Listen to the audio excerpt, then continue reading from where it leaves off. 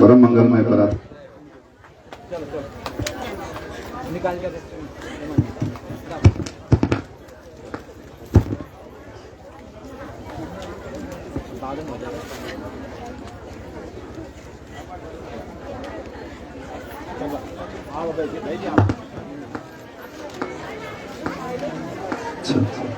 परम मंगलमय परात्पर अखिलेश्वर अखंड कोटि ब्रह्मांड नायक सच्चिदानंद घन स्वरूप आनंद कंद ब्रिज चंद यशोदानंद नंदनंदन भगवान बालकृष्ण लाल की वाणी रूपी प्रतिमूर्ति श्रीमद् भागवत महापुराण प्रातः स्मरणीय पूज्य पाद श्री गुरु चरणारविंद यज्ञ मंडप आवाहित इष्ट देवता भगवान नागराजा देवता कुल देवता भगवान भैरव देवता ग्राम देवता भगवान नरसिंह देवता कुलदेवी परम्बा जगदनियंता जगदीश्वरी त्रिपुर सुंदरी मणिद्वीप निवासिनी मां भगवती सुरकंडा महामाई समस्त पितृ देवता इस पावन सप्ताह ज्ञान यज्ञ को संपादित करने वाले इस यज्ञ के यज्ञाचार्य विद्वत वरेण्य आचार्य श्री राकेश सुनियाल जी हमारे ब्राह्मण बिंद विद्वत समाज, हमारे संगीतज्ञ एवं मुख्य यजमान के आसन पर आसीन इस पावन सप्ताह ज्ञान यज्ञ के संपूर्ण आयोजक, संपूर्ण योजक,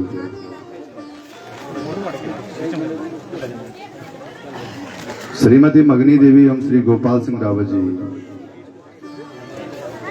श्रीमती बबली देवी एवं श्री कमान सिंह पंवार जी, मगनी देवी एवं श्री गोपाल सिंह पंवार जी, श्रीमती बबली देवी एवं श्री कमान सिंह पंवार जी, श्रीमती सुशीला देवी धर्मपत्नी स्वर्गीय श्री राजेंद्र सिंह पंवार जी, श्री विजेंद्र सिंह पंवार जी, श्रीमती ममता देवी एवं श्री सुरेंद्र सिंह पंवार जी, श्रीमती बिंद्रा देवी एवं श्री दलेब सिंह पंवार जी, श्रीमती वाना देवी एवं श्री संग्राम सिंह पंवार जी,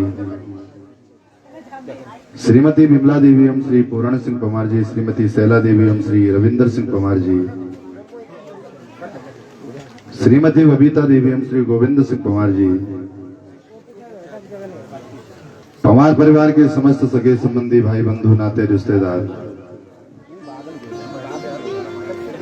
ग्राम सभा रिंगालगढ़, पट्टी सकलाना, टिहरी गढ़वाल के संभ्रांत आबाल वृद्ध वनिताएं एवं अनेकानेक स्थानों से आए हुए समस्त भागवत प्रेमी सज्जनों, पंवार परिवार के द्वारा अपने समस्त पितरों के उद्धारणार्थ स्वर्गीय श्री अमर सिंह, स्वर्गीय श्रीमती सावित्री देवी, स्वर्गीय श्री फाल्गुनिया, स्वर्गीय श्रीमती कुंडली देवी, स्वर्गीय श्री रतन सिंह जी, स्वर्गीय श्रीमती श्यामा देवी, स्वर्गीय श्री माधवर सिंह जी, स्वर्गीय श्रीमती मगनी देवी, स्वर्गीय सूरज सिंह जी, स्वर्गीय श्रीमती मंगसिरी देवी, स्वर्गीय श्रीमती सुंदरी देवी, स्वर्गीय श्री राजेंद्र सिंह जी, स्वर्गीय श्री कृपा सिंह जी, स्वर्गीय श्रीमती प्रसन्ना देवी, स्वर्गीय श्री हरिश्चंद्र जी एवं स्वर्गीय श्रीमती रोशनी देवी जी की पुण्य स्मृति में आप सभी पारिवारिक जनों के द्वारा आयोजित सप्ताह ज्ञान यज्ञ का आज 7वां दिवस। एक बार सब लोग प्रेम से बोलो, थोड़ा और जोर से बोलो। क्या खा के आया? सीधे प्रवेश करते हैं पुण्य पावन पवित्र शुक्रताल में, जहां पर प्रातः स्मरणीय पूज्यपाद श्री सुखदेव जी महाराज परीक्षित को लक्ष्य करके अमर कथा सुना रहे हैं। कल हमने सुना भगवान ने रासलीला की, काम को परास्त किया, कामदेव को परास्त किया।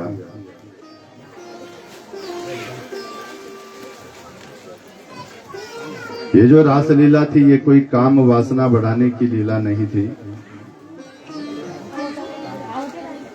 ये तो कामदेव को अभिमान हो गया था तो उसका अभिमान चूर करना था भगवान को।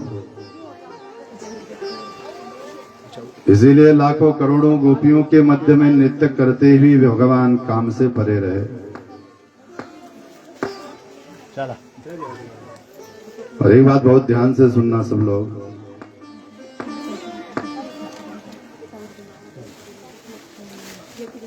जिन लोगों को लगता है कि भगवान ने अच्छा नहीं किया रासलीला की, लोगों की स्त्रियों के साथ नाचे, पत्नियों के साथ नाचे, उन्हें स्पष्ट कर दें कि जिस दिन भगवान ने रासलीला की उस दिन भगवान की उम्र मात्र 7 वर्ष थी। कितने वर्ष थी?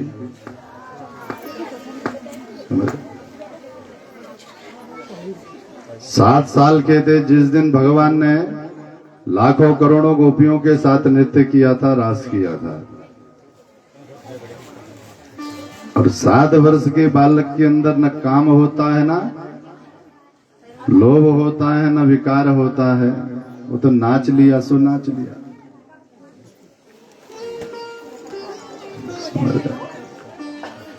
काम लीला कोई वासना को बढ़ाने की लीला नहीं थी, काम पर विजय प्राप्त करने की लीला थी रासलीला।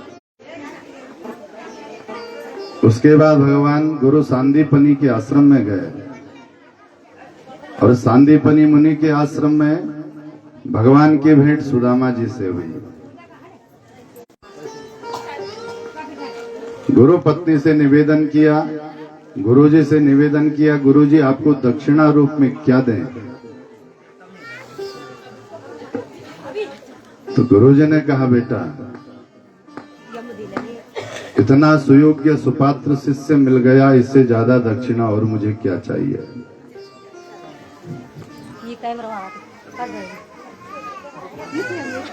भगवान मेरे शिष्य बन करके आ गए, इससे दक्षिणा मुझे क्या चाहिए? इससे ज्यादा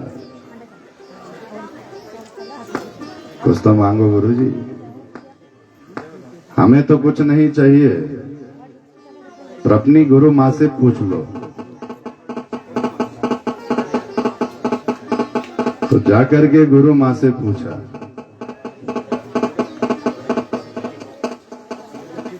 हटाओ उसको।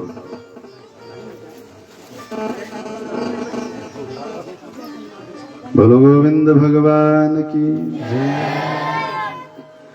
गुरु से मामा से पूछा, गुरु माँ, गुरुदेव कह रहे हैं आपसे पूछें दक्षिणा के लिए क्या चाहिए? तो गुरु माँ की आंखों में आंसू आ गए। क्या बात है माँ, कोई चिंता है आपको? तो गुरु माँ ने कहा, बेटा मेरे भी पुत्र थे, आज अगर जिंदा होते तो तेरे बराबर होते, बिल्कुल तेरे जैसे होते। अगर दक्षिणा देना चाहता है तो मेरे पुत्रों को वापस लौटा सकता है क्या? भगवान बोले, क्यों नहीं मां। और उसी पल समुद्र के पास गए, वरुण से पूछा, अधिष्ठात्री देवता जल के। उन्होंने कहा यहां तो नहीं है। फिर सुतलादि लोकों में गए, पता चला यहां भी नहीं है। फिर इस भूभाग से दक्षिण की तरफ लाखों योजन की दूरी पर यमराज की संयमनी नगरी है। फिर वहां जाकर के यमराज को पुकारा। यमराज चरणों में गिर पड़े, गोविंद आपका कैसे आना हुआ? हमारे गुरु पुत्र होंगे, यहाँ गुरु जी के पुत्र होंगे, उन्हें लेने आए हैं। यमराज ने कहा जो आज्ञा। और गुरुपुत्र लौटा करके दक्षिणा रूप में दे दिए।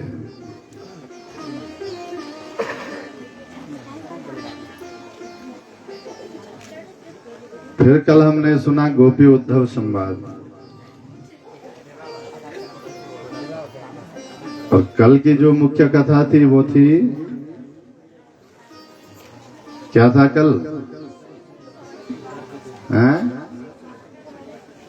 भंडारा? क्या कह रहे? हाँ, कृष्ण का विवाह हुआ। किसके साथ? रुक्मणी जी के साथ। सुखदेव जी कहते हैं, राजन ये तो शुरुआत मात्र थी, ऐसे ऐसे भगवान के कितने ब्याह हुए? बोलो 16,100। बोलो 7। एक तो कल हो गया। पूरे भगवान के विवाह हुए 16,108। कितने? 16,108। आश्चर्य हो रहा है ना? ये नहीं है आश्चर्य। आश्चर्य तो ये है, एक कश्याम 10-10। भगवान की एक पत्नी में से 10 संतानें हुई। भगवान की एक पत्नी में से 10 संतान हुई। तो भगवान के पूरे बच्चे कितने हो गए पता है? 16,108 गुणा गए 10 बराबर, हाँ हो गया गणित है? बहुत बड़ा परिवार था वसुदेव जी का, बहुत बड़ा कुटुंब था।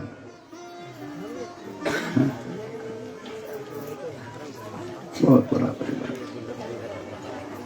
सब आनंद में रहते हैं।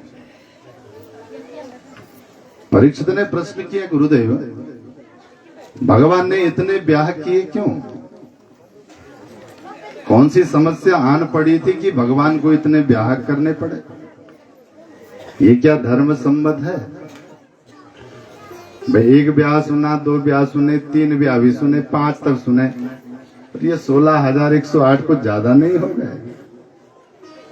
क्यों इतने ब्याह किए भगवान ने? तो सुखदेव जी कहते हैं, राजन भगवान ने जितने भी ब्याह किए ये कोई भोग के लिए किए हो, कोई वासना के लिए किए हो, कोई शारीरिक सुख के लिए किए हो, ऐसा नहीं है। भगवान ने तो जितने भी ब्याह किए ये वो थे जिनको संसार त्याग देता अथवा जिन्हें संसार अपनाता नहीं। समझ गए? दुनिया ने जिन्हें छोड़ दिया, भगवान ने उनका हाथ पकड़ा तो पानी ग्रहण हो गया। हाथ पकड़ा ना, तो हाथ को संस्कृत में कहते हैं क्या? पानी। हस्त तो कहते हैं बाबा, और कहते हैं क्या? पानी। क्या कहते हैं? और पकड़ने को क्या कहते हैं? ग्रहण। क्या कहते हैं? तो हाथ पकड़ने को क्या कहते हैं? पानी ग्रहण। कार्ड में लिखा रहता है ना, आचार्य जी कार्ड में लिखा रहता है, पानी ग्रहण संस्कार शुभ लग्नानुसार। अब तुमको वो कचौड़ी पकौड़ी खाने से फुर्सत मिले तो लगनानुसार शादी हो, वो तुमको वो फोटो खिंचाने से फुर्सत हो तो लगनानुसार शादी हो। ये जो वनडे शादी करते हैं ना आजकल, भैया इसमें तो संस्कार 0 भर होते हैं। हिमाचार्य जी आपके यहाँ होते हैं वनडे ब्याह? होते हैं। हाँ, अगर 1 दिवसीय ब्याह करना है तो घर के जो मालिक हैं उन्हें ध्यान रखना होगा कि ठीक 10:30 बजे दुल्हन के यहाँ बारात पहुंच जाए और ठीक 12:30 बजे तक पूजन आदि जो भी बाहर का होता है, फोटो आदि सेशन ये पूरा हो जाना चाहिए और ठीक 1 बजे मंडप में वरवधु को प्रवेश कर लेना चाहिए। फिर जाकर के 4-5 बजे तक ब्याह होगा। मैदानी जी ठीक ठाक हुआ? समझ रहे? अब बताओ, बारात आती है 2 बजे, फिर वो कहो ना मालिक को, अरे साहब बोलो, पंडित जी बोलते हैं बोलो भाई इनको जरा फोटो करो जल्दी। अरे साहब रहने दो ना, फोटो करो, बोलो ना। अरे साहब कैसी बात करते, 1 लाख रुपए देनी फोटो वाले। अच्छा, इसका मतलब जो फिक्स करके आता है उससे डरते हैं लोग। सब लोग फिक्स होते हैं आचार्य जी? हमारे ये जो दास लोग हैं बेचारे, ये भी फिक्स होके आते हैं, ढोल वाले। हमारे कैमरे वाले भैया भी फिक्स होके आते हैं, हमारे कठैत जी भी फिक्स होके आते हैं, टेंट वाले, डीजे ओजे वाले सब फिक्स होके आते हैं। एक व्यक्ति फिक्स नहीं होता और वो होता है, बोलो, ब्राह्मण। इसलिए हमको लगता है भैया पंडित जी कौन सुने। अरे मूर्खों, ध्यान से सुनो, बिना ढोल के शादी हो सकती है, बिना डीजे के शादी हो सकती है, बिना टेंट के शादी हो सकती है, बिना दावत के शादी हो सकती है, बिना बारातियों के शादी हो सकती है, पर बिना पंडित जी के शादी नहीं हो सकती, याद रखना।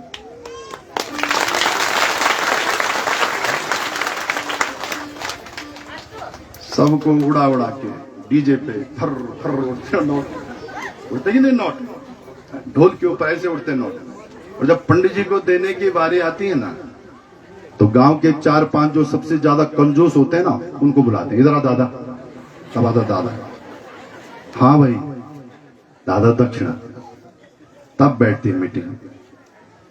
एक बोलता है 5 दो, दूसरा बोलता है 3 दो, एक बोलता है बिगाड़ो मत, एक बोलता है क्या।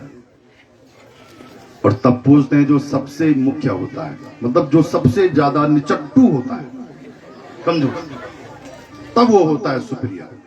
दादा बोलो, तब वो अपना बड़ा नाम करने के लिए ना, अरे कक तुम ठंडा 1100-2100 रुपया ले लेगा पंडित जी, जेब में भी लख लख लेगा, लेकिन घर जब जाएगा रोड खोलेगा ना, तो उस समय आशीर्वाद निकलेगा। रात भर किसी ने पानी को नहीं पूछा, किसी ने भोजन को नहीं पूछा, बिना पानी पिए बिना भोजन किए तेरे घर में ब्याह पड़ा जिसने, उसको देते समय तेरे पैसे खत्म हो जाते हैं। दुख की बात है कि नहीं? पंडित जी नाराज न भाई, आप रुपया खत्म हो गया, रुपया नहीं रहा। हाँ, सबके लिए बहुत पैसे थे, पंडित जी के लिए पैसे खत्म होगी ना, मामा से खत्म।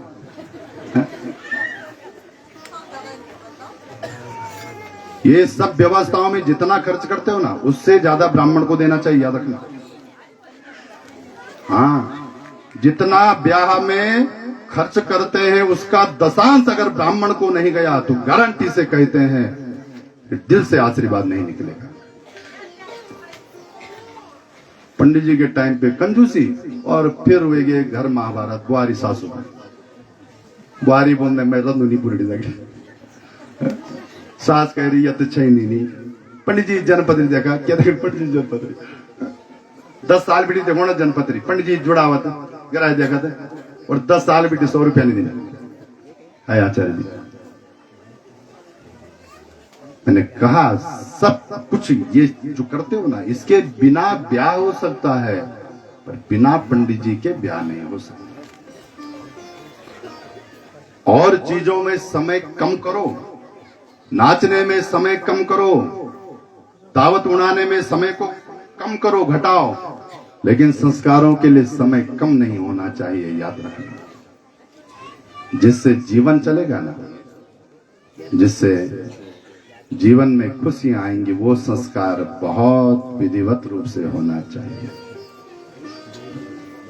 पाणी ग्रहण संस्कार,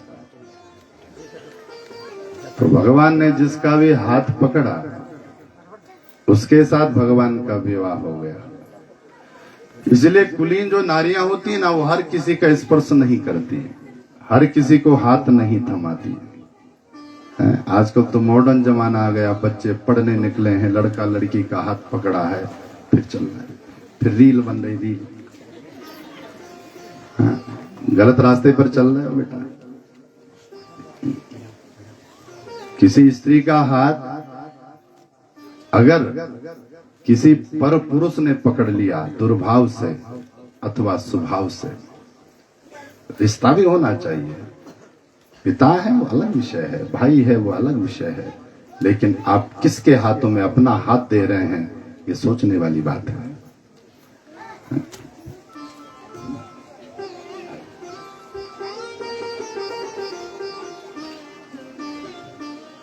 हो गया, बढ़िया बढ़िया हो गया। तो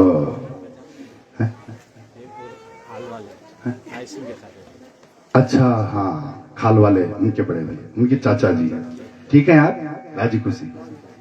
हाँ, हमारे पुराने जजमान हैं, इनके यहाँ भी कथा की थी ना हमने अभी खाल में, अभी 1-2 साल हो गए सर।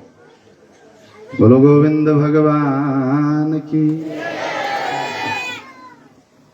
भाई रुक्मणी से ब्याह हुआ भगवान का, तो मैंने कल कहा था रुक्मणी कौन है, लक्ष्मी, और इसका ब्याह पक्का हो गया था किसके साथ, राक्षस के साथ, शिशुपाल के साथ। अब पापी के हाथों में लक्ष्मी जाती भगवान को लगा ये तो गलत हो रहा है, तो भगवान गए और रुक्मणी का हरण कर लिया। बस इतना सा ब्याह था, ये प्रयोजन था इसका ऐठानी साहब। दूसरा ब्याह जाम्बवती से हुआ, भालू की बेटी। अच्छा आप बताओ, कोई भालू की बेटी से शादी करता? आना बोलो, नहीं करता ना। ये बेचारी गुफा में अकेली रहती जीवन भर कुंवारी, तो भगवान ने इसका हाथ पकड़ा। तुमने सुना होगा सत्राजित नाम का राजा था, उसको भगवान सूर्य ने, बड़ा भक्त था सूर्य का, तो मणि दे दी भगवान सूर्य ने इसको। तो ये 8 बार सोना हमेशा मणि देती थी। द्वारिका में गया एक दिन मणि पहन करके, भगवान ने देखा सत्राजित के गले में मणि, द्वितीय इव भास्करा, दूसरा सूर्य लग रहा था। सत्राजित मणि विशेषता 8 बार सोना देती। भगवान ने कहा लाखों लोगों का भला हो जाएगा, राजकोष में जमा करवा लो। सत्राजित ने मना कर दिया, नहीं साहब हमारा अपना है। ठीक है ले जाओ। अब एक दिन इसका भाई प्रसेन मणि लेकर के जंगल में गया शिकार खेलने। किसी शेर ने इसके भाई को देखा चमचमाती मणि, तो शेर ने इसको मार दिया प्रसेन को, और वो शेर को मार दिया भालू ने, और भालू मणि लेकर के चला गया गुफा में। अब यहां सत्राजित को पता चला मेरा भाई प्रसेन मारा गया है, तो सत्राजित का सीधा सीधा शक चला गया किस पर? बोलो, भगवान कृष्ण पर चला गया। क्यों? क्योंकि कृष्ण ने हमसे मणि मांगी थी, हमने उसको मणि नहीं दी, तो उसने हमारे भाई को टपका दिया, नहीं मरवा दिया। ये कथा क्या कह रही है पता है? ये कथा कह रही है कभी किसी से मांगना नहीं चाहिए, मांगन से मरना भला, यह सदगुरु की सी। सदगुरु कहते हैं बेटा मांगने से बढ़िया तुम मर जाओ। पहले तो वो मरा जो मांगने गया, और फिर उससे ज्यादा वो मर गया जिससे मांगा और उसके पास था होने के बाद भी उसने दिया नहीं। जिन सौ सतना, जिनसे निकलता नहीं है। समझ रहे? मांगना नहीं चाहिए। आपने मांगा, हमारे साहब आपने किसी से मांगा और उसने आपको दे दिया या नहीं दिया।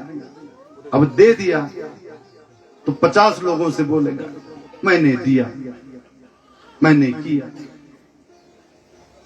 और नहीं दिया उसने तो कभी आपकी वो वस्तु गुम हो जाए उसकी, तो क्या सोचेगा? फलाना मांग रहा था, उसकी नजर थी इस पर, वही ले गया होगा। समझ रहे? मांगना नहीं चाहिए, शास्त्र कहते हैं। और यहां तो लिखा है कि दुनिया से तो दूर की बात, भगवान से भी नहीं मांगना चाहिए। मान तो भगवान से भी नहीं मांगना चाहिए। बस आप तो भगवान के द्वार पर चले जाओ, भगवान के चरणों में चले जाओ और आंखें बंद करके भगवान के सामने स्तुति करो। बहुत ज्यादा दुख हो तो आधा 1 घंटे खूब रो लो, खूब। समझ? दुनिया के सामने मत रोना। कभी कभी रोने का मन हो तो भगवान के पास जाकर के खूब रोना। दुनिया के सामने रोओगे तो दुनिया हंसेगी, और भगवान के सामने रोओगे तो आकर के एक बार आंसू पोंछ लेगा ना, तो दोबारा कभी आंसू नहीं आने देगा आंखों में। दुनिया को कभी अपनी व्यथा मत सुनाओ, अपने घर की कथा मत सुनाओ, किसी को अपनी व्यथा मत सुनाओ। नहीं तो अरे हमारी बुआरी प्रिया बोलने मेरी सास हुई नहीं, रही की बोलने मेरी बुआरी है नहीं, रही को बोलने मेरी लाड़ी क्यों ना, सैडी मवासी की चुगली पड़ोसी में।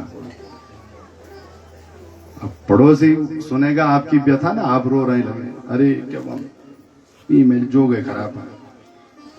अब जब तक सुना रहे थे तब तक पड़ोसी सुन रहा था, और जैसे आप गए पड़ोसी उठा बेंत लेके खटड़क खटड़क खटड़क और पड़ोस दूसरे के यहाँ, अरे सुनो इधर, अरे तक मवासी,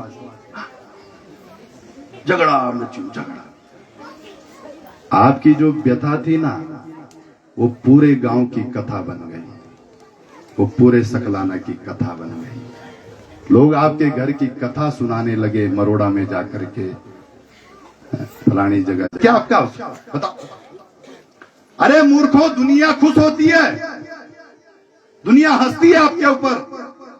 आप मूर्ख बने बैठे, एक से सुना रहे हैं, दूसरे से सुना रहे हैं। अपना जनाजा खुद तो निकालना है। कभी लगे दुख है मुझे तो भगवान के पास रोवो, शायद आकर के आंसू पोंछ ले वो। मांगना नहीं चाहिए। अब यहां देखो, भगवान ने मांगा, परिणाम क्या हुआ? सत्राजित ने कहा कृष्ण चोर है। अब वो फुसफुसा, पैरों के निशान, वो शेर के पैरों का निशानों का पीछा करते करते आगे देखा, शायद शेर मरा था। वहां से भालू के पांव के निशान, उसका पीछा करते करते और आगे गए तो भालू गुफा में चला गया, उसके पैरों के निशान। भगवान ने द्वारिका वासियों से कहा, सुनो भैया, हम जा रहे हैं गुफा में, 8 दिन तक लौट गए तो ठीक, नहीं तो सब लोग वापस चले जाना। शायद कुछ पता था इन्हें। द्वारिकावासी बाहर खड़े, भगवान गुफा के अंदर प्रविष्ट हुए। गहरी गुफा, कहीं बहुत लंबी गुफा। और जैसे गुफा में पहुंचे, वहां कोई बालिका, वहां कोई राजकुमारी, वहां कोई सुंदर सी स्त्री मणि के साथ खेल रही थी। और जैसे उसने भगवान को देखा, तुरंत चिल्लाई, पिताजी पिताजी पिताजी। सो एक बूढ़ा भालू निकल करके आया। बूढ़ा भालू कौन है? भगवान बोले, ए भालू जी, हम हैं कृष्ण, द्वारिका के नाम। क्या चाहिए तुम्हें? ये जामवान कोई साधन नहीं है साहब, जामवान दादा राम जन्म का है। हाँ, क्या चाहिए तुम्हें? बोले, वो ये जो मणि है, इसकी चोरी का आरोप लगा है हम पर, ये लेने आए हैं। अच्छा, मणि चाहिए जी, ऐसे थोड़े मिलेगी, लड़ना पड़ेगा तुम्हें। जीत गए तो मणि तुम्हारी, और हार गए तो मणि हमारी।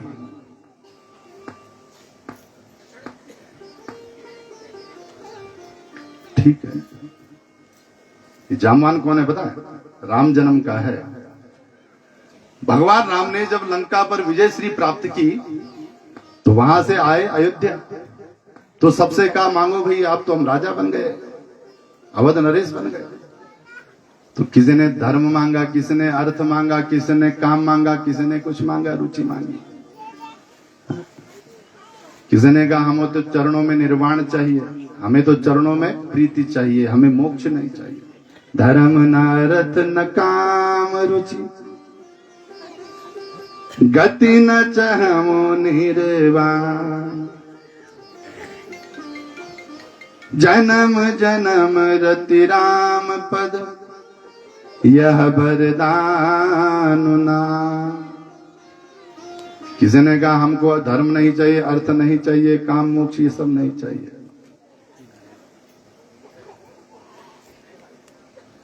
क्या हो गया?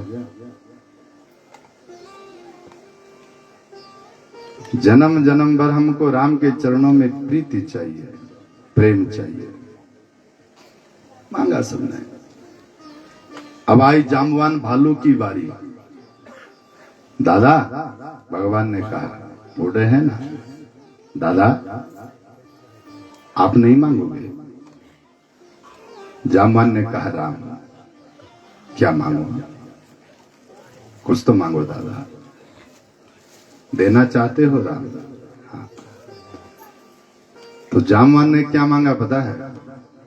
जामवान ने कहा, राम, इतना बड़ा संग्राम हो गया राम रावण का, पर अभी तक पैरों की, हाथों की खुजली गई नहीं है।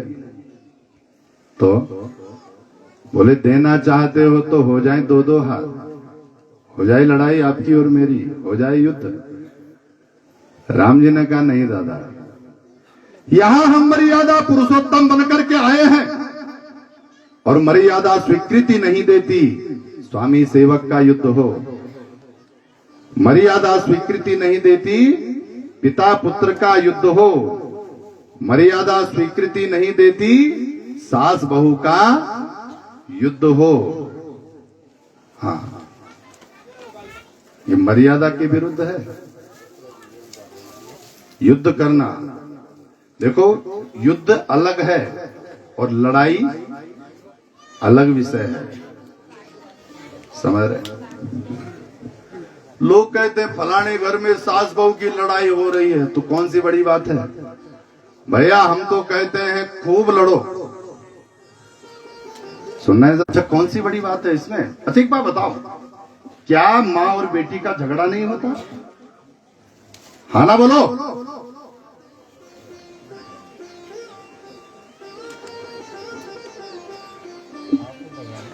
गौरव तिवारी जी आए हमारे बीच में, धनोल्टी विधानसभा से। तिवारी जी बहुत बहुत स्वागत है।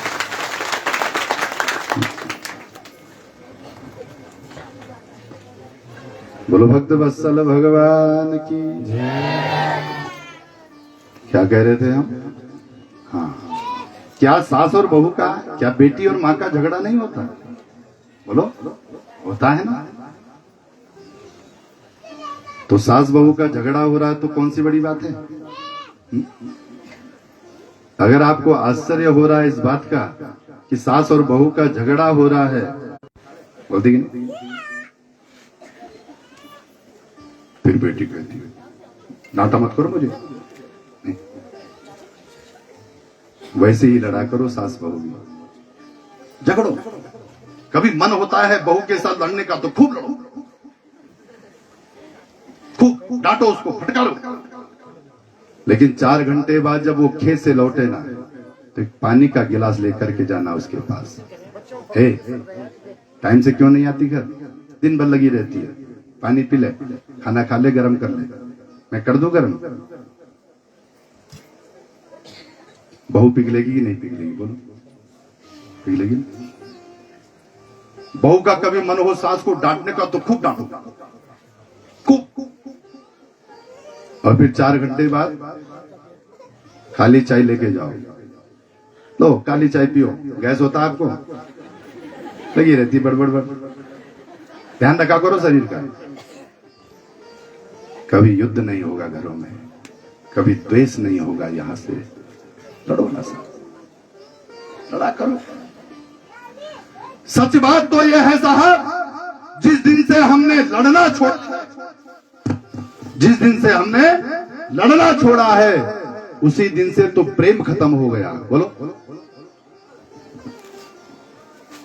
जब छोटे छोटे थे ना, तो एक गेंद के लिए, एक खिलौने के लिए छोटा भाई बड़े भाई को चाटा मार देता था। एक छोटे से खिलौने के लिए बड़ा भाई छोटे भाई को घूंसा मार देता था, और फिर अगले ही पल दोनों एक दूसरे के गले लग जाते थे। जिस दिन से बड़े भाई ने संकोच करना शुरू कर दिया, छोटे को कैसे बोलूं, जिस दिन से छोटे भाई ने बड़े भाई पर अधिकार जमाना बंद कर दिया, उसी दिन से तो पराये हो गए साहब। बोलो, जिस दिन से बड़ा डरने लगा, इसे कुछ कहूंगा तो ये नाराज हो जाएगा, उसी दिन से वो छोटा भाई पराया हो जाता है। याद रखना, छोटा है ना, आपसे चाटा मार दिया करो कभी, चटाक कान के। हाँ, ज्यादा बुरा माने तो अपने घर रहे, नहीं मानेगा आएगा कभी लौट के। कभी छोटा भाई है, बड़े भाई को डांटने का मन हो तो बैठा करो सामने, डांट लो कस के, प्रेम बढ़ेगा उससे, प्रेम बढ़ेगा। हाँ, युद्ध नहीं करें, युद्ध होता है यहां से, यहां मत बिठाओ। अच्छा वैन मैक्तियन बोले, और फिर बिठा दिया यहां काट, और फिर वे 5 बचून बंद। बड़े पत्नी की मैंने करी क्या और छोटे पत्नी मैंने करी क्या? अरे बोलो ना भाई, बोलने से समस्याओं का समाधान होता है। बातें करो, विचार विमर्श करो, बोल लिया करो। और नहीं तो यहां जमा कर रहे हैं, जमा कर रहे हैं मन में। बहुत विस्फोटक होता है वो यहां जो रखते हैं। बहुत खराब होते हैं वो लोग जो मन में बातों को दबा देते हैं, और बहुत अच्छे होते हैं वो लोग जो मुंह पर बोल जाते हैं साहब, मुंह पर बोल जाते हैं। क्योंकि मुंह पर बोलने वाला जब भी बोलता है वो सच बोलता है, वो सच बोलता है। कड़वा लगेगा आपको, पर यह बात सत्य है कि आपको किसी की कोई बात अगर कड़वा लग रही है तो बात आपके हित की है। दवाई जितनी ज्यादा कड़वा होगी उतना ज्यादा फायदा करेगी, याद रखना। जितना ज्यादा कटु कोई बोल रहा है, और नहीं तो चुपड़ी चुपड़ी चुपड़ी चुपड़ी। किसी ने कहा साहब, किसी ने कहा आप झूठ बहुत बोलते हैं। किसी ने कहा हमसे आप झूठ बहुत बोलते हैं। किसी ने कहा हमसे आप गुस्सा बहुत करते हैं। किसी ने कहा हमसे आप गुस्सा बहुत करते हैं, आप क्रोध बहुत करते हैं, आपको गुस्सा बहुत आता है। तो हमने कहा भैया मीठा बोलना हमको भी आता है, पर बाद में ये मत कहना कि झूठ बहुत बोलता है। किसी ने कहा आप गुस्सा बहुत करते हैं, तो हमने कहा भैया मीठा बोलना हमें भी आता है, पर बाद में ये मत कहना कि झूठ बहुत बोलता है, क्योंकि ज्यादा मीठा जहां होगा वहां चींटियां लग जाती है। चुपड़ी चुपड़ी चुपड़ी बोल लिया करो। इसलिए तो माँ बापों की बात कड़वा लगती है बच्चों को, लगती है नहीं, पर याद रखना बच्चों, वो बात उस दिन समझ में आएगी जिस दिन पिता छोड़ के चले जाएंगे।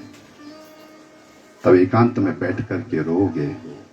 कोई होते पिता होते तो सलाह देते, समझाते। अब कोई समझाने वाला नहीं है। जब तक थे तब तक, क्योंकि बात तब समझ में आएगी आपके। बूढ़ों की बात और आंवले का स्वाद बाद में फायदा देता है। आंवला जब खाओ तो कड़वा लगता है, लेकिन बाद में जो हवा चलती है गले में ना, बहुत अच्छी।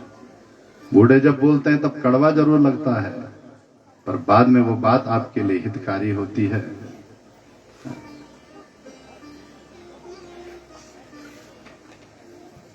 बोलो गोविंद भगवान की जय। तो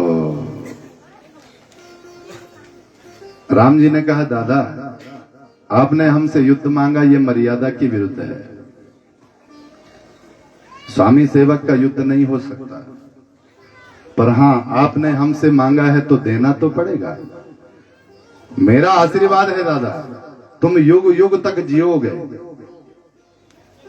और त्रेता युग में, द्वापर युग में जब मैं कृष्ण बन करके आऊंगा तो आपने जो मांगा है ये कामना आपकी वहां पूरी करूंगा। आज वही जामवान और भगवान राम कृष्ण रूप में थे, उनका युद्ध प्रारंभ हो गया। 17 दिन तक युद्ध हुआ। 17 दिन तक। 8 दिन तक तो ये यहां रहे।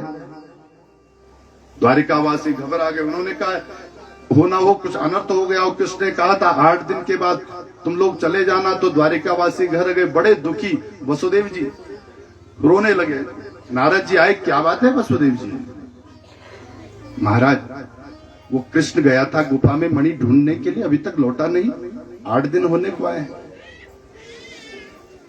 नारद जी ने कहा चैत्र का महीना चल रहा है, मां दुर्गा का पूजन करो, नवरात्रि का पाठ करो। वसुदेव जी ने द्वारिका में नवरात्रि का पाठ बिठाया। और जैसे यहां नवमी संपन्न हुई, वहां 17-18 दिन हुए। जैसे पूर्णावती हुई मां भगवती की नवरात्रों की, बालों की हड्डी हड्डी कड़कड़ाने लगी, हड्डी हड्डी में दर्द होने लगा। और जैसे हड्डी कड़कड़ाने लगी, जामवान ने भगवान कृष्ण की ओर देखा और तुरंत हाथ जोड़े, प्रणाम प्रभु श्री राम, मेरा प्रणाम स्वीकार करो। भगवान कृष्ण मुस्कुराए, दादा पहचान गए? हाँ, मुझे परास्त करने की शक्ति राम के सिवा इस दुनिया में किसी में नहीं है, ये केवल मेरा राम कर सकता है। दादा पहचान गए तो मणि दे दो मुझे, राम एक कृपा और कर दो। क्या आप बलकल पहने हैं और जंगल जंगल ढूंढ रहे हैं सीता को, बस एक बार उस राम को देखना चाहता हूं। हे खग हे मृग मधुकर सयनी, तुम देखी सीता मृग नयनी। एक बार वो राम के दर्शन करना चाहता हूं।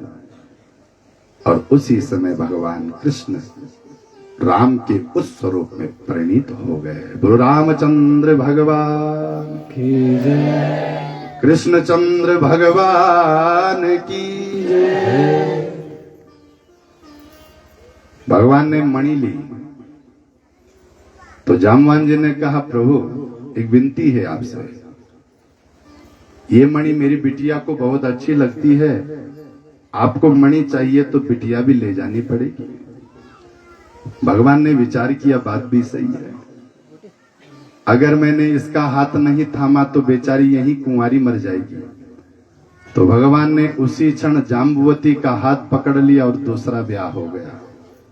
समझ रहे हैं ये ब्याह कैसे हुए भगवान के।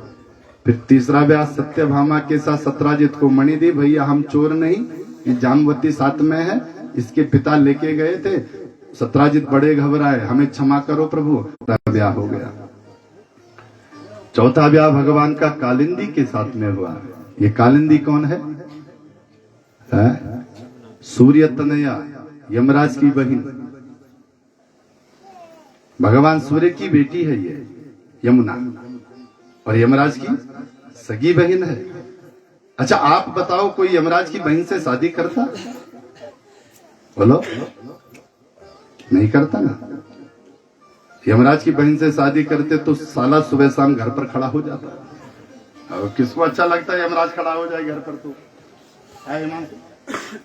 तो भगवान ने इसका हाथ पकड़ा, चल भाई तू भी चल। नागनिजिति के साथ अगला ब्याह हुआ, भद्रा के साथ अगला ब्याह हुआ, सत्या के साथ और लक्ष्मणा के साथ। ऐसे ऐसे भगवान के 8 मुख्य ब्याह हुए। और उसके बाद 16,100 जो कन्याएं थी, वो भौमासुर की कैद में बंद राजकुमारियां। भगवान ने भौमासुर को मारा, राजकुमारियों को मुक्त किया वहां से, उसकी कैद से। और भगवान द्वारिका जाने लगे, कन्याओं ने भगवान को घेर लिया। आप कहां जा रहे हैं गोविंद? जा रहे हैं अपने घर द्वारिका। और हम कहां जाएं? बोले तुम जाओ अपने अपने घर। तो कन्याओं ने कहा, प्रभु हम अगर अपने घर गए ना तो हमारे पिता हमें स्वीकार नहीं करेंगे। हम अपने घर गए तो हमारे भाई हमें स्वीकार नहीं करेंगे, हमारी मां हमें स्वीकार नहीं करेगी, नाते रिश्तेदार तो दूर की बात है।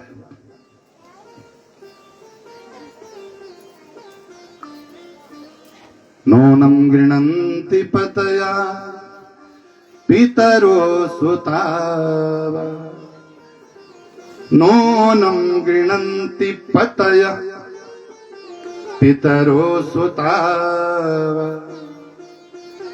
न भ्रातृबान्धव तथा पुत एव चान्य। ये हमें स्वीकार नहीं करेंगे, आप ही बताओ हम जाएं कहां? भगवान ने कहा, देवियों क्यों स्वीकार नहीं करेंगे? अरे तुम पवित्र हो हम जानते हैं, सबको तुम्हें स्वीकार करना होगा। तुम तो अग्नि के समान पवित्र हो देवियों, तुम्हें जाना चाहिए अपने घर। और जैसे ही ये बात कही, राजकुमारियों ने कहा, कृष्ण आप ना ही बोलो तो ज्यादा अच्छा रहेगा। क्यों? राजकुमारियों ने कहा, कृष्ण आप वही राम है ना?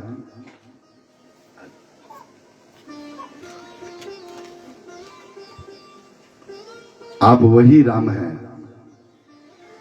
भरी सभा में सीता विलखती रही,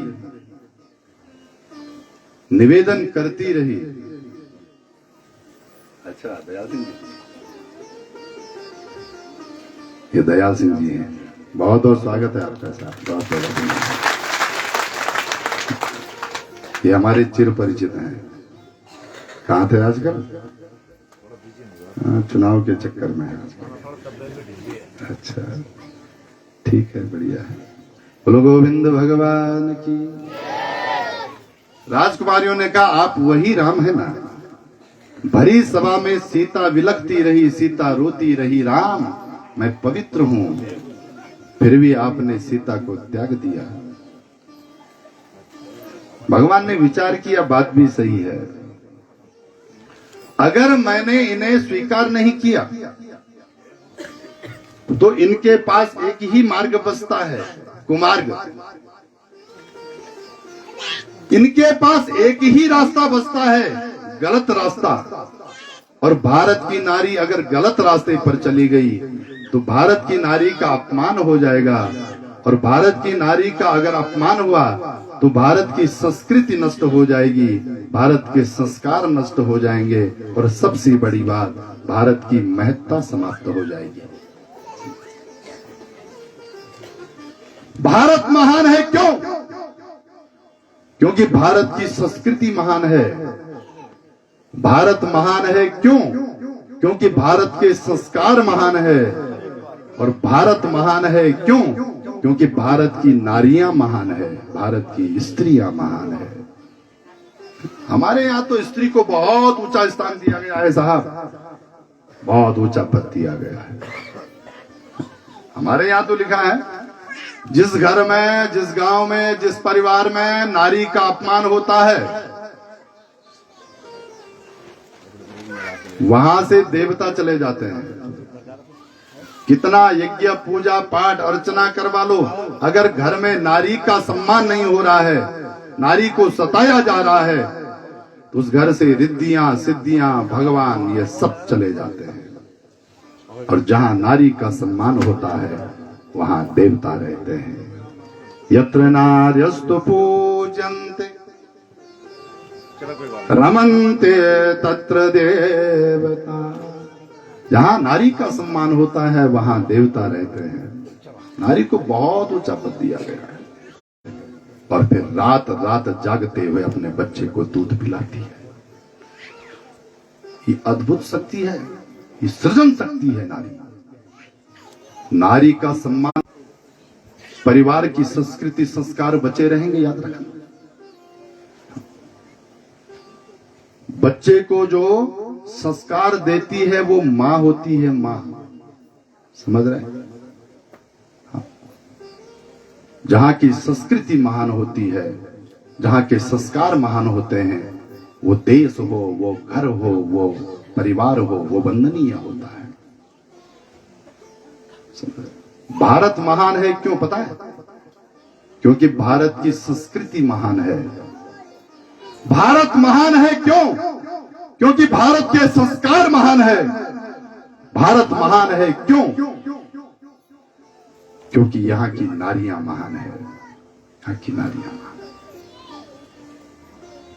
इसे भारत के लिए लोग पैसों के लिए यहाँ खींचे चले आते, तो ऐसा नहीं है।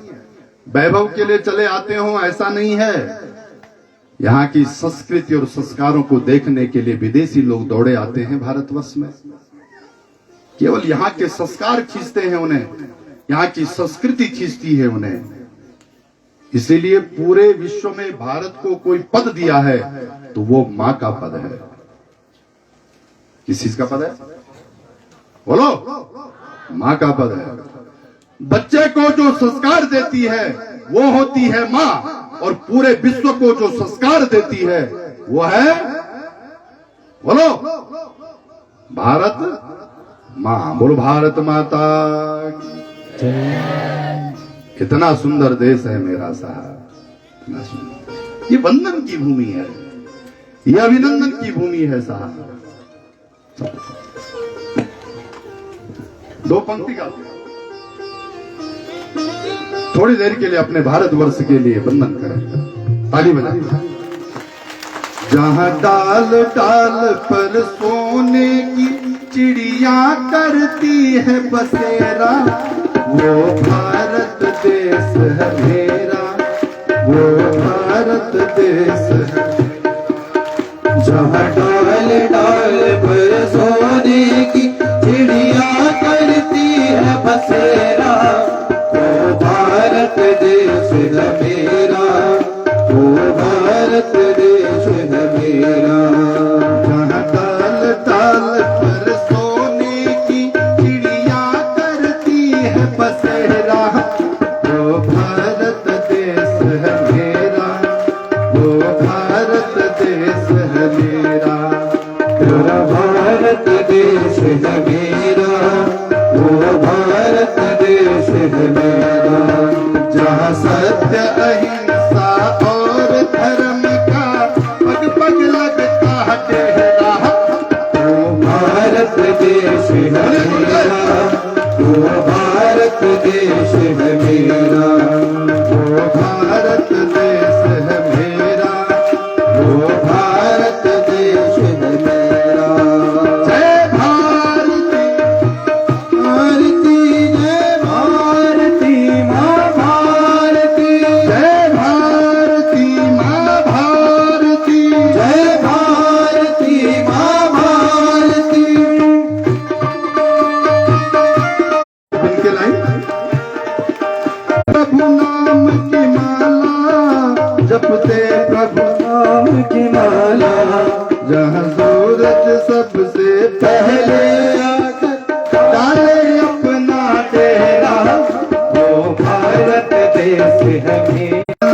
हर फूल उगाए केसर कहीं उजाला, वो भारत देश है मेरा, वो भारत देश है मेरा, वो भारत देश है मेरा, वो भारत देश है मेरा। जय भारती माँ भारती, जय भारती माँ भारती।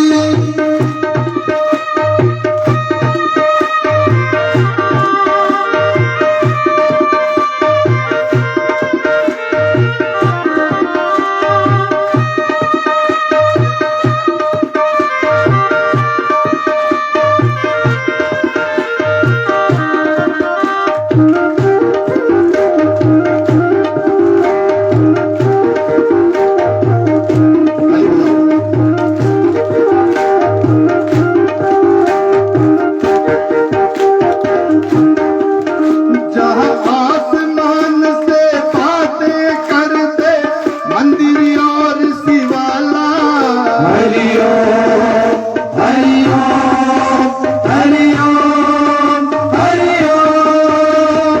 किसी नगर में किसी द्वार पर कोई न डाले ताला, कोई न डाले ताला, और प्रेम की बंसी जहाँ बजाता आए शाम सवेरा, वो भारत देश है मेरा, वो भारत देश है मेरा, वो भारत देश है मेरा, वो भारत देश है मेरा। जय भारती माँ भारती, जय भारती माँ भारती, जय भारती माँ भारती, जय भारती माँ भारती, जय भारती माँ भारती। जय भारती माँ भारती। बोलो भारत माता की जय राष्ट्र माता भारत माता की जय विश्व माता भारत माता की जय। वंदे वंदे। देश के प्रति सम्मान का भाव होना चाहिए, देश के प्रति समर्पण का भाव होना चाहिए। भारत महान है क्योंकि यहाँ की संस्कृति महान है। भारत महान है क्योंकि यहाँ के संस्कार महान है। भारत महान है क्योंकि यहाँ की नारियां महान है। विश्व का कोई ऐसा देश नहीं साहब जहाँ की नारियों पर देवी आती हो, और उत्तराखंड की कोई ऐसी नारी नहीं है जिस पर देवी ना आती हो। बोलो पवार जी, अभी बजने लगे ना 1.5 घंटा 1.5 घंटा, सब भगवती प्रकट हो जाएंगे। हाँ वो है साहब, वो देवी है, वो शक्ति है, हम मानो ना मानो। घूमने गए मसूरी, सुबह निकले 8 बजे, दिन भर वहां घूमे, शाम को 5 बजे घर पहुंचे। अरे भाई जल्दी से ताला खोलो, पति ने कहा।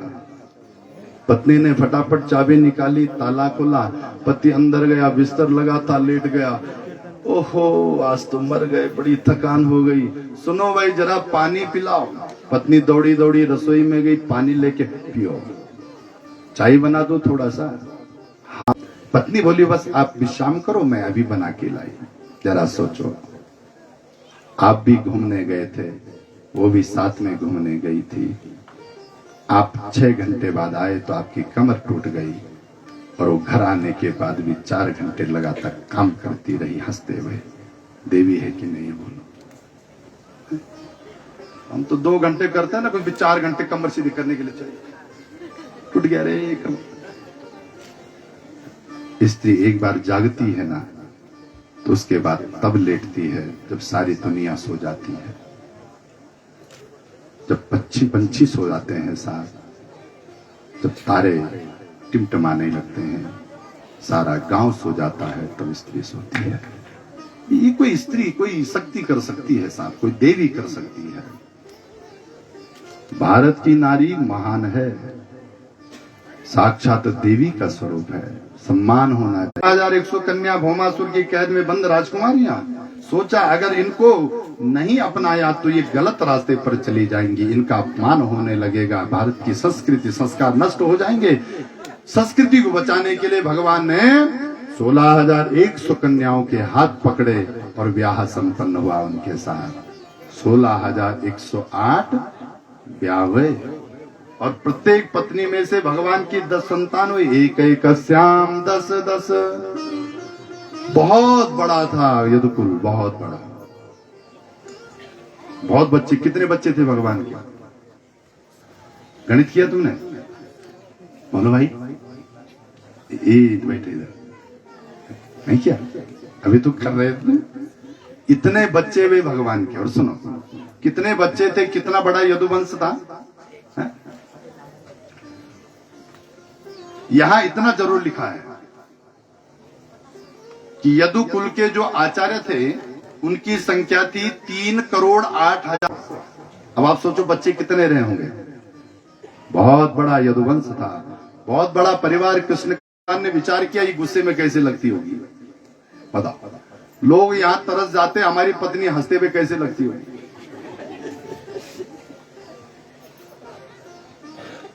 हंस लिया करो, अच्छे लगते हो हंसते हुए। तब दांत दिखते हैं तब लगता है हंस रहा है। नहीं साहब, मुस्कुरा हंस लिया करो, मुस्कुरा लिया करो, जिंदगी सुंदर बन जाएगी। 4 दिन की तो है, क्या लेकर के जाएंगे, क्या किसी से द्वेष करके रहेंगे। आपका भला बुरा कर्म ही तो आपके साथ में जाएगा। आए थे जब जगत में,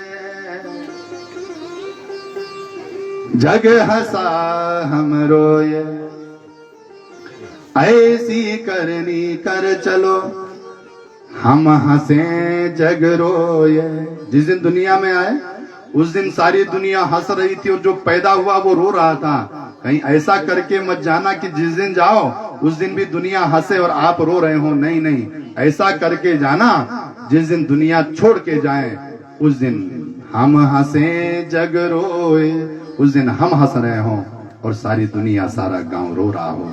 ऐसा करके जाना। सब लोग कहें भैया अच्छा आदमी था, चला गया, आंखों में आंसू, और नहीं तो अगडाली जगडाली यखकी तखकी। और जय दिन मर्दा गया तय दिन पड़ोसी को भालू पैर न जाए, तय की नजर न पड़ो में जाएगी। खराब आदमी थे ना, समझ, अच्छे काम करके जाओ।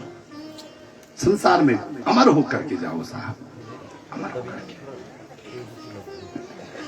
रामकृष्ण जब आए तो कभी भी आपके सामने, हमारे सामने चतुर्भुज रूप में परिणित हुए, ऐसा नहीं है कि उनके कर्म इतने महान थे कि हमने उन्हें भगवान बना लिया। आपके कर्म आपको भगवान बनाते हैं, आपके कर्म आपको शैतान बनाते हैं, आपके कर्म आपको हैवान बनाते हैं, याद रखना। बहुत अच्छा काम करो दुनिया में रह के, जरा सा पद प्रतिष्ठा मान के लिए भैया झूठ फरेब ये वो चकारी धोखाधड़ी का करोगे एक सब करके। जब तक पद है ना पद, तब तक लोग पूछेंगे, याद रखना। और जिस दिन भूत लग गया ना, उस दिन कोई दरवाजे पे खड़ा भी नहीं होगा, समझ रहे?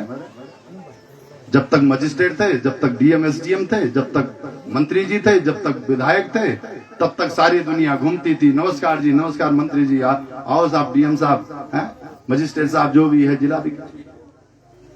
और जैसे ही रिटायरमेंट दिया सरकार ने, जा रहे हैं, हाँ सर जाओ जाओ, गिरना मत है।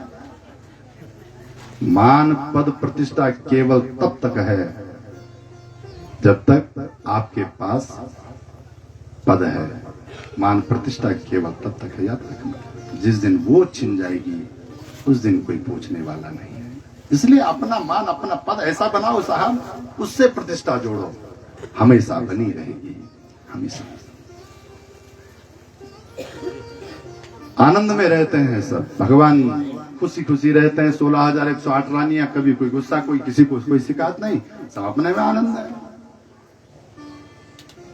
अनन्य भाव से जो भगवान का चिंतन करता है, भगवान उसका योगक्षेम अपने कंधे पर वहन करते हैं, उसका कष्ट अपने कंधे पर लेकर चलते हैं, उसका भार अपने कंधे पर लेकर चलते हैं। और इसी परिप्रेक्ष्य में एक सुंदर सा इतिहास सुनाया, सुंदर उपाख्यान सुनाया। भगवान के एक परम मित्र थे, नाम था कृष्णस्यासे सखा कश्चित् ब्राह्मणो ब्रह्मवेत्तमा विरक्त इंद्रियार्थेषु प्रशांतात्मा जितेन्द्रिया। भगवान के एक परम मित्र थे, नाम था सुदामा। कि विप्र सुदामा बसत है सदा आपने धार, भिक्षा करे भोजन किए और ही ये जपई हरि नाम। कुछ नहीं चाहिए सुदामा को, कुछ नहीं चाहिए। अपना भजन करते हैं, आनंद में रहते हैं। रोटी मिल जाए तो खा लिया, नहीं मिली तो सो गए, पानी पी लिया, कम मूल खा लिया। पेट भरने के लिए साधन कई है साहब। ये मन बना लेता है, सुख और दुख बुन लेता है ना। मन एवं मनुष्याणाम कारणम बंध मोक्षया। मन मान लेता है तो दुख बन जाता है, मन मान लेता। सुदामा के मन में सुख दुख को कोई जगह ही नहीं है, इसलिए अपना आनंद में रहते हैं। हाँ, एक दिन बच्चे भूखे सो गए तो सुशीला रोने लगी, रात भर रोई। द्वारिका तक मेरे को तो रोता कौन है देवी? बाबा, घर पर अन्न का दाना नहीं है। झूठ कहना चाह रही थी पर आंखों ने सच कह दिया, इसलिए आंसू निकल गए। बच्चे भूखे सोए हैं रात के। सुशीला, हमें तुमसे ये विश्वास नहीं था, तुमसे ये आशा नहीं थी सुशीला। तुम मेरी धर्म पत्नी हो। आज तुमने हमसे कहा हम द्वारिका जाकर के कृष्ण से मांग करके लाए। हमें बहुत बुरा लगा सुशीला। तुम कहती हो हम मांगने के लिए जाए। सुशीला बोली नहीं नहीं नहीं, मांगने की थोड़ी कह रहे हैं, अपने मित्र से मिलने चले जाओ ना। जाना चाहिए दोस्त से मिलने। सुदामा बोला हाँ, जाना तो चाहिए, पर कहते हैं मित्र के घर में जाओ, पिता के पास में जाओ, माँ के पास जाओ, भगवान के मंदिर पर जाओ तो खाली हाथ नहीं जाना चाहिए। मैं जाऊंगा तो क्या लेकर के जाऊंगा? सुशीला बोली इसकी चिंता मत करो, आप अपना तैयार हो जाओ, मैं कुछ व्यवस्था करती हूँ। सुदामा जी तैयार होते, इतने में सुशीला 4 घरों से 4 मुट्ठी चावल मांग करके लाई साहब। कि याचित्वा चतुरो मुष्टि विप्रा पृथक तांडुला, 4 घरों से 4 मुट्ठी चावल मांग करके लाई। घर में कोई कपड़ा देखा जिसमें चावल बांधो, कोई साबुत कपड़ा नहीं मिला। फटा पुराना कपड़ा 1 2 3 4 बार मोड़ा, उसमें चावल बांधने लगी। आंखों में आंसू आ गए। कृष्ण, सुदामा मर भी जाएंगे ना, कभी नहीं कहेंगे मैं गरीब हूं। कृष्ण, जब ये पोटली खोलना चावल की तो समझ जाना, मैं तो नहीं कह सकती सुदामा से, पर बच्चों के लिए मन से कह रही हूं। वाह रे धर्म पत्नी, इसको कहते धर्म। इतना बड़ा संकट है, घर में बच्चे भूखे सो रहे हैं, पर क्या मजाल कभी सुदामा को एक बात सुनाती उसने। नहीं कहा सुदामा से कि मांगना तुमने, लेकिन बिना कहे सुदामा को संदेश भेज दिया अपने उपहार में। ये जो हम फूल चढ़ाते हैं ना भगवान को, पत्र चढ़ाते हैं, कुछ भी चढ़ाते हैं, ये हमारा उपहार है भगवान को। बस वो मिला भगवान को और भगवान समझ गए। सुदामा जी को चावल की पोटली थमाई और सुदामा जी चले। जाना था द्वारिका, कहीं और मार भटक गए रास्ते में। जैसे तैसे गंगा जी मिली, अब गंगा पार कैसे करें। 2-3 महीने हो गए चलते चलते। गंगा के किनारे बैठ गए। भूख लगती है, प्यास लगती है, जिंदगी अब उदास लगती है, कि कैसे आऊं रे तेरी द्वारिका नगरी, आस भी अब निराश लगती है। कृष्ण, तुझसे मिलने आ रहा था, इतनी परीक्षा, बस सोच ही रहा था गंगा पार कैसे करे। इतने में कोई केवट दिख गया, केवट नाव चलाता हुआ दिख गया। सुखदेव जी कहते, राजन, ये केवट कोई और नहीं है, ये द्वारिका का नाथ कृष्ण केवट बन करके आ गया। केवट, यहां से द्वारिका कितनी दूर है? केवट हंसने लगा। पंडित जी, ज्यादा दूर नहीं है, 2-3 महीने लगेंगे तुमको। रात होने को आई, अब नहीं चल पाएंगे। केवट चला गया, सुदामा सो गया। जंगल में कहीं वीहड़ में, ना बिस्तर है, ना चारपाई है, ना तकिया है, फिर भी बढ़िया नींद आ गई। एक बात बताएं आपको, खाने के लिए भोजन जितना जरूरी नहीं होता, उससे ज्यादा जरूरी होती है, बोलो, भूख। खाने के लिए भोजन जरूरी नहीं है, खाने के लिए रोटी उतनी जरूरी नहीं है जितना जरूरी भूख होती है। सोने के लिए बिस्तर जरूरी नहीं होता। ध्यान से सुनो, अगर आपको भूख है तो आप कुछ भी खा सकते हैं, फिर नहीं ढूंढेंगे आप पनीर चाहिए, ये चाहिए, वो चाहिए, चाउमीन चाहिए, पिज्जा चाहिए।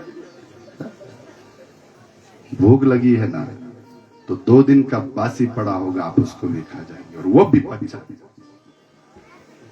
और 56 प्रकार के भोग रखा करके हैं, और भूख ही नहीं तो खाओगे?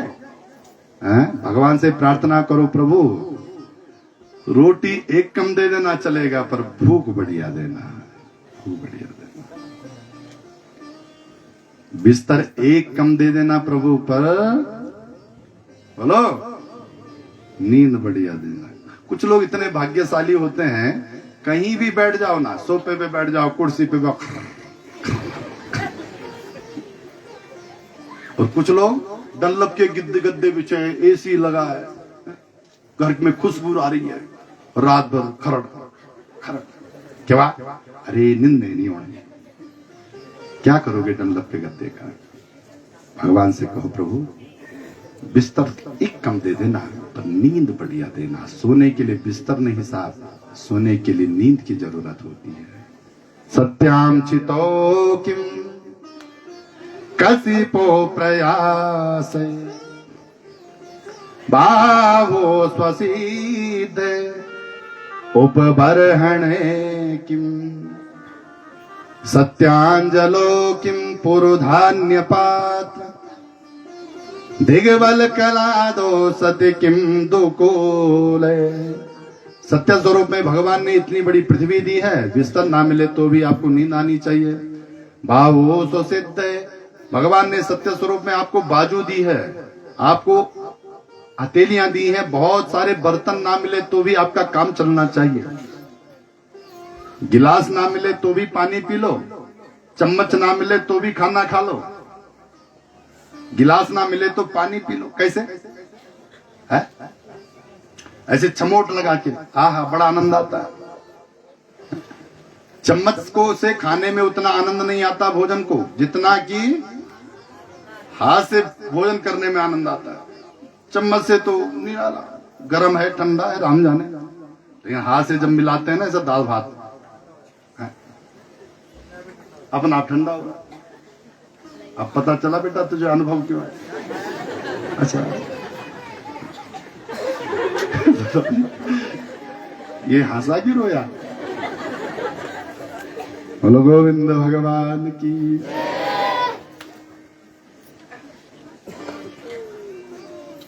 सत्यांजलो किम पुरुधान्य पात्र।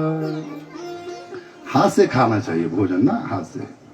ये पछता भी बढ़िया है, लार निकलता है हाथ से जब खाते हैं। ऐसे दाल भात मिलाओ ना तो मुंह भर जाता है पानी से, लार निकलता है जितना ज्यादा उतना जल्दी भोजन पचता है। ठीक है। सुदामा जी सो गए, भगवान द्वारिका में जाग गए। सुदामा सोया और भगवान जाग गए। रात भर करवट करवट रुक्मणी ने पूछा क्या हुआ? भगवान बोले रुक्मणी नींद नहीं आ रही है। क्यों? अरे पता नहीं भूख सी लग रही है। भोजन तो किया था आपने? हाँ मैंने किया था, पर मेरा सुदामा आ रहा है, उसने नहीं किया भोजन, भूखा सो गया। चोट लगे तुझको तो दर्द मुझे हो। चोट लगती है तुझे, भगवान कहते हैं बेटा दर्द मुझे होता है। गरुड़ को बुलाया, योग माया को, जाके सुदामा को रख दो द्वारिका के बाद। योग माया गई, सुबह सुदामा उठे, घंटे घड़ियाल की ध्वनि लगा कि हमको नींद में चलने की आदत हो गई। द्वारिका पहुंच गए, पता चला, लोग कहते हैं द्वारपालों ने रोका, ऐसा नहीं है। द्वारपालों ने कहा गोविंद पंडित जी आप बैठो, हम जरा ठाकुर जी को बताते हैं और फिर जाकर के बताएं। हाँ ठाकुर जी से। शीस पगा न जगा तन पे, प्रभु जानी को आए वसे के ही ग्राम। धोती फटी सी लटी दुपटी, अरु पाई उपान की नहीं सामा।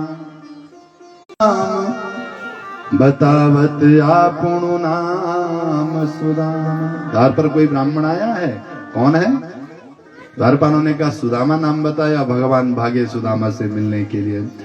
उत्तरीय वस्त्र गिर गया, मुकुट गिर गया, खड़ाउन उतर गए, धोती आधा खुल गई, हाहाकार मच गया। कौन आया है? बड़ा अजीब मेहमान आया है। भगवान गए, सुदामा को गले से लगाया, बड़ी प्रसन्नता हुई कि सुनते ही दौड़े चले आए मोहन, लगाया गले से सुदामा को मोह गया है। अपने हृदय से चिपकाया, सुदामा को अगवानी के अंदर लेकर गए, सिंहासन पर बिठाया। आहा, अपने आप चरणों में बैठे सुदामा जी के चरण पखारते, चरण दबाते, खून बह रहा था सुदामा के चरणों से, पैरों से। भगवान ने सुदामा की आंखों पर देखा तो आंसू आ गए कि देखी सुदामा की दीन दशा, चरण आंसुओं से श्याम ने धुलाए। हुआ रुक्मणी को बहुत ही अचंभा, ये मेहमान कैसा अजीब। भगवान ने कहा सुदामा ब्याह किया तुमने? अरे कन्हैया वो मैया बाबा माने नहीं, जबरदस्ती घोड़े पे बिठा दिया। ये गलत बात है सुदामा, तूने शादी की, हमको बुलाया नहीं, हम भी आ जाते तेरी शादी में डांस करने। आज मेरे यार की शादी है। कन्हैया क्षमा चाहेंगे? अच्छा तू बता। वो अभी बताते हैं, पहले कुछ लोग प्रणाम करने आ रहे हैं, इनको आशीर्वाद दे दो। सो भगवान की पटरानी आई प्रणाम में, सुदामा जी बोले तो सुधरेगा नहीं है? वही नटखट बचपन वाला, लोगों की पत्नी को अपनी पत्नी कह रहा है, अभी तेरी पत्नी से शिकायत करूंगा। रुक्मणी खड़ी थी, बोली पंडित जी सच कह रहे हैं, हम इन्हीं की पत्नी है क्या? हाँ? सुदामा जी बोले रुकिए सब लोग, फिर से बताऊं तुझे कन्हैया, मैंने केवल एक शादी की। तू कह रहा तूने 16,108 शादियां की, भैया एक में तो याद आती मेरी है? इतनी शादी करके बैठा है। भगवान ने कहा सुदामा सच बात तो ये है ये जितनी। वो सुदामा तुझे याद है? भगवान बोले हाँ याद है। मैं कह रहा हूं भाभी ने क्या दिया है? जितना चलोगे साहब, जितना बांटोगे साहब, उतना बढ़ता रहेगा, उतना बढ़ता रहेगा। और नहीं तो चुपके चुपके खाओगे तो परिणाम क्या होगा बता है? अपने भी रूठ जाएंगे और भगवान भी रूठ जाएंगे। शास्त्र कहते हैं माता पिता से, भगवान से, गुरुओं अक्षत खोले भगवान ने। पहली मुट्ठी खाई, दूसरी मुट्ठी खाई, तीसरी मुट्ठी खाते रुक्मणी ने हाथ पकड़ लिया। गोविंद रहने दो, कच्चे हैं। सुदामा बोले कन्हैया तेरी पत्नी बड़ी समझदार है, ये कच्चे चावल है, तबीयत बिगड़ जाएगी। भगवान ने कहा सुदामा ये चावल है कि सुदामा मंदिर देख डरे, कहाँ गई रे मेरी राम झुपड़िया, कंचन महल खड़े। उपाध्यक्षा श्रीमती मीरा सकलानी जी आई हैं, बहुत बहुत स्वागत है आपका, बहुत बहुत अभिनंदन। हमारे बीच में श्री राम सिंह रावत जी आए हैं। राम सिंह, अच्छा राय सिंह रावत जी आए हैं, आपका बहुत बहुत स्वागत और बहुत बहुत अभिनंदन। ग्राम सभा की ओर से और व्यासपीठ की ओर से, मंडप की ओर से आप दोनों का बहुत बहुत स्वागत कर रहे हैं। गोविंद भगवान जगह जगह